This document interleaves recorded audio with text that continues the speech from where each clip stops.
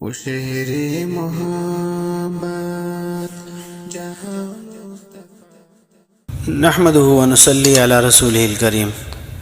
ایک سوال ہے کہ میت زندگی میں جو کپڑے استعمال کرتا ہے، مرنے کے بعد ان کپڑوں کا کیا کیا جائے؟ اس لیے کہ ہمارے یہاں یہ رواج ہے کہ انتقال کے بعد میت کے کپڑے دفن کر دیے جاتے ہیں اور اس کے پہننے کو برا سمجھتے ہیں، تو کیا ان کپڑوں میں وراثت جاری ہوگی یا ان کو دفن کیا جائے گا؟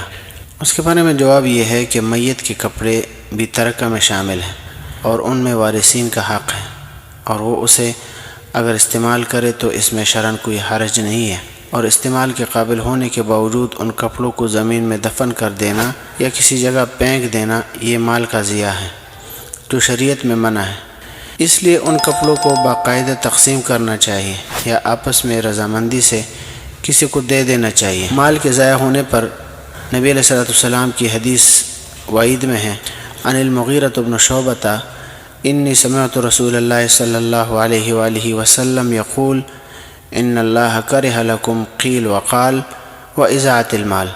صحیح بخاری ہیں اور مسلم کی بھی روایت ہے 1477۔